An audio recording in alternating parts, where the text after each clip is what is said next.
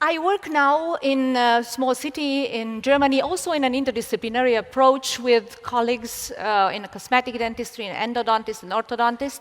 And I have, I think, the same target as you have in the daily basis, predictability. And that word, this word we heard so much in the last 2 days, and still we don't have that predictability 100%.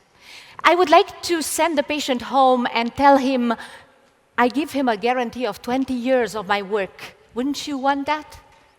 I would like also to give the patient a minimally invasive procedure and at the same time maximizing aesthetics. So that is the art, to choose from what we have in the literature, in the technologies, techniques, materials, implants, the one or the ones they make the treatment more minimally invasive and maximizing the aesthetics. I would like to give the patient an aesthetic unit by unit. I don't really would like to make the compromise of bridges or just supporting dentures. And I would like to send them with fixed teeth home because I see myself as a patient, as myself. And last but not least, I would like to give the patient a long-term stability and aesthetic. I don't want to buy new lasers to solve the peri-implantitis. I would like to create with what we have today or what is coming, a sustainable, bony, and soft tissue situation over years. Now, looking back to the last 6 years of my implants, as you can see, I'm 27 years in the job, but in the last years I put us together and I saw a high success rate of the osseointegration, as you see in the other literatures too. Now, very many of these cases, thanks to my teachers, were full arch reconstructions in immediate placement, immediate loading procedure. Many of those cases, or the most of those cases, are periodontal cases, of course. And I see a high success rate, and it's not only mine. You can see that in the literature, in articles of Carl Misch, Deborah Schwartz, De Guidi, and Piatelli. Now, for sure you are a lot of periodontists in the room too. Do you have a philosophy or a strategy when, because you're a master of saving teeth, where and when do you decide to extract a tooth and place an implant in order to give the patient predictably then a minimally invasive procedure and a maximum of aesthetic? Now, what I would like to talk with you today is principles and strategies and philosophies which I use in my office in full arch reconstructions, and the way I learned from the literature, and I created my own rules to be able to give the patient what I would like to give. Now, I decided, and maybe we'll make a consensus at some point, that when the tooth, which is periodontally has a periodontal disease, and after 1 year of complex treatment is still mobile and infected, and the residual bone height is less than 10 millimeters, I decide to extract the tooth and place implants in order not to have to do a maximum invasive procedure later on with less aesthetic predictability. Now think about it.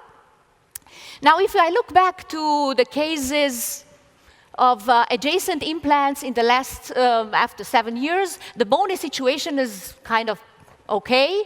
Now, the aesthetic situation is not pleasant, is not symmetric. We have discoloration, we have volume loss, and so on. Now, is it possible to give back an implant that's high pink aesthetic score, a high grade of pink aesthetic score? Is it possible to maintain or also to rebuild the papillas between adjacent implants on the long run and stable in time? And to create also a white aesthetic which is natural, similar to the nature?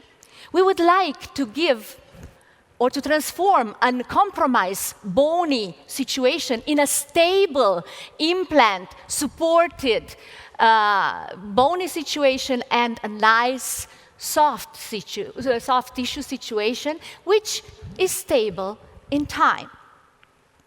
Now, again, I would like to share with you, and you have to help me with that, some algorithms which we know already, but maybe also some paradigm changing in terms of implant designs, position, philosophy, strategies of bone grafting, of soft tissue manipulation, and we go from there. Now, in the last few years, I put together these cases, and I have some conclusions which I would like to share with you at the end of the lecture. Now, what about implant design and insertion protocol?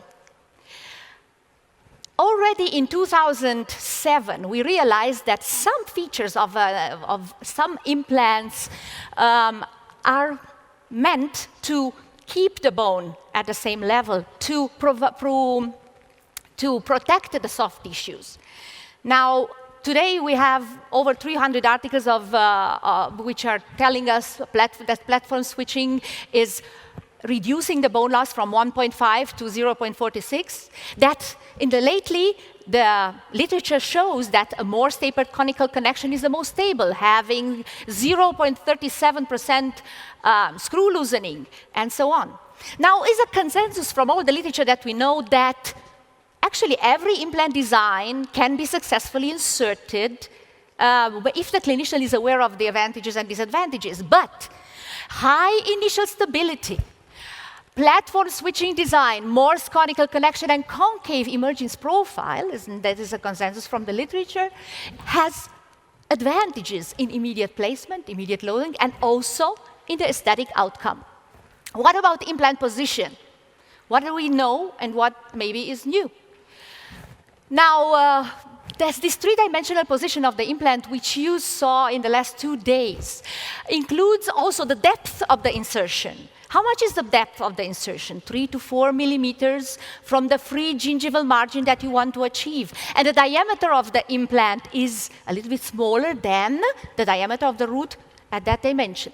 And this 4 to 5 millimeter from the most buccal contour is maybe new. So when the implant is placed behind that horizontal line that goes through the incisal level of the neighborhood tooth, you are more or less on the safe side.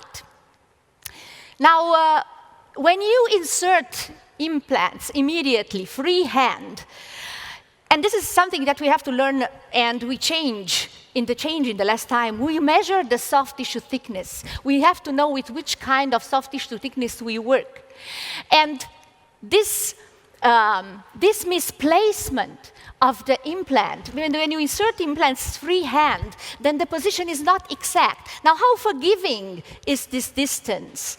But we see that this grafting from the implant to the bone is 1.5 to 2 millimeters. So added to 2.5 millimeters of the thickness of the tissue, we have that 4 millimeters. So that means we don't have to be afraid about a discoloration or an aesthetic compromise. This displacement can be aesthetically solved by a prosthetic solution. Now, in all cases that you treat full arch reconstructions in immediate implant placement, the position has to be as exact and as precise as possible because, as I said, also depending on the soft tissue quality is less or more forgiving. And the digital planning and the digital placement of the implant, guided surgery, is the most precise. It's not 100%, it's not a god, it's a guide, but the precision is higher. So years and years we thought that the bone sets the tone and the tissue is not so important, but the tissue quality is important. How much soft tissue do we need? What happens when a tooth will be extracted? The whole biology, the quality, and the quantity of the tissue will be different. And we would like to maintain this tissue as it is or to recreate it. But the biological width around the implant is different. Collagen fibers are different. The vascularization is less. We have parallel fibers, a few perpendicular fibers, which loves the zirconia the most. That is what we know, and that is how we apply our constructions in full arch reconstruction too. Now, how much tissue do you need around implants for perfect, predictable aesthetics on the long term? How thick, how high, and how much keratinized tissue do you need to have? If we have these parameters, we know what to create, to maintain, or to recreate. We know from Gargiulio that if you have thin tissue biotype, by the uncovery through the biological width, you will lose bone. So the tissue thickness and the tissue height are important. And this is reinforced today by articles of Stephen Chu, Dennis Tarnow, and Linkevicius, that if you have less than 2 millimeter of bone, you lose almost 1.5 millimeter, 2 millimeter of tissue, you lose 1.5 millimeter of bone. And if you have more collapse than 1 millimeter, then you have discoloration. So we need 3 millimeter of tissue thickness to be on the safe side. Do you agree? Yes. Okay. At least one of you. How much height do we need? How high should we? Because we talk about the height too. If you think about the depth of the insertion, which should be 3 to 4 millimeter from the free gingival margin that you want to achieve, then that is the height that you want to reach. But don't forget that you have a crown margin here, 0.5 millimeter below the gingival margin. So that means you need 3.5 to 3.5 millimeter attached gingiva attachment. So this is the height of the gingiva that you need. Now, this is the gingiva that you use to model and to remodel and to sculpt the papilla afterwards with the prosthetic parts. Now, do you need keratinized gingiva around implants? Yes or no? Yes. How much? How much? Enough. So, yes. How much is enough? How much is much? Now, if you think that the height of the tissue is 3 to 4 millimeters, then this gingiva will be keratinized because otherwise won't be there. So this is the message. We need 3 times 3 millimeters of gingiva around implants. 3 millimeter tissue thickness, 3 millimeter tissue height, and 3 to 4 millimeter attached or keratinized gingiva, and 1 millimeter has to be attached. Take-home message. Now, another take-home message is that means sometimes we don't have that tissue. So what do? The first thing that we do, we measure the tissue thickness when we do the first incision.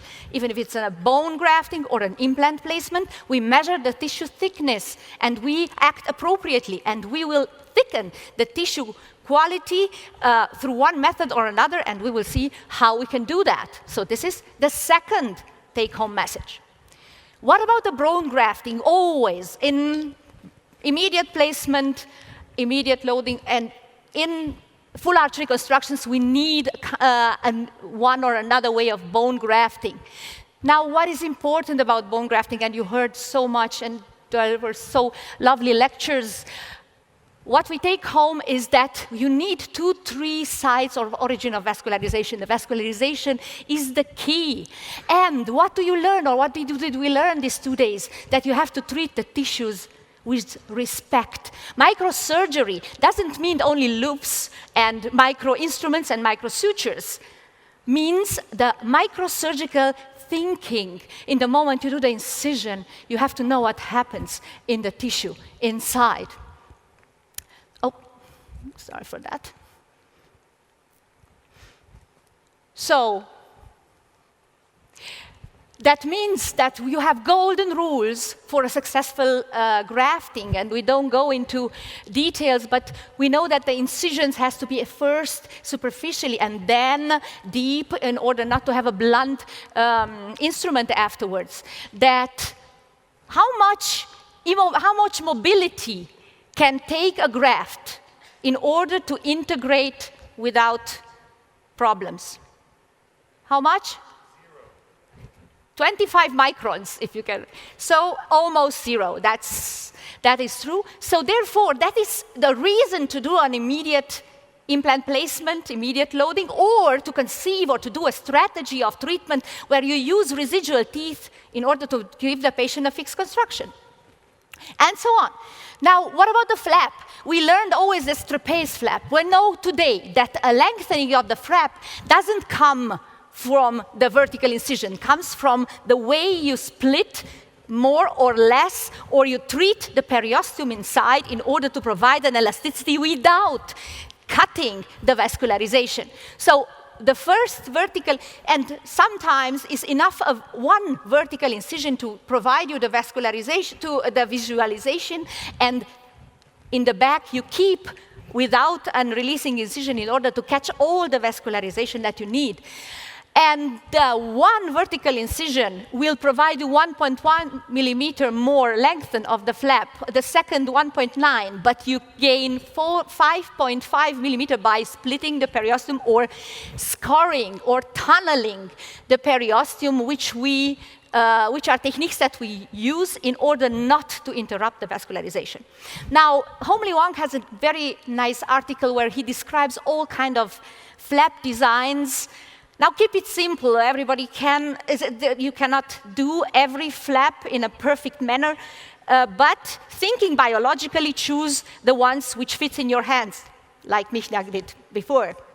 So important is that in an anterior zone, the best vertical incision is no incision. Tunneling and envelope technique in a split thickness flap manner are the most popular. What about the bone material?